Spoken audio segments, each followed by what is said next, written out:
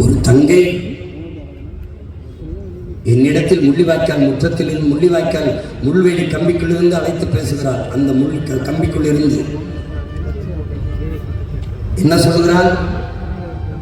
அண்ணா, நாங்கள் 11 குழிக்குள் இருந்தோம், பங்கிற்குள் இருந்தோம், பிள்ளைகள் பசித்து அழுதார்கள்.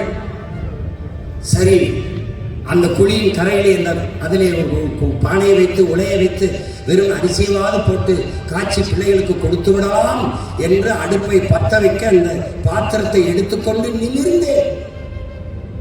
அண்ணா, பார்க்க முடியவில்லை அண்ணா, நம் சொந்தங்களுடைய நம் மக்களினுடைய கையில் காலும் குடலும் தலையும் செதறி செதறி விழுந்ததண்ணா. அப்படியே நான் மயங்கி உள்ளே குடிக்குள்ளே விழுந்து விட்டேன். ஒரு மரத்தை காட்சிப்படுத்தியிருந்தான். நம் பிள்ளைகளின் குடல் அந்த மரங்களில் தொங்கிக் கொண்டது.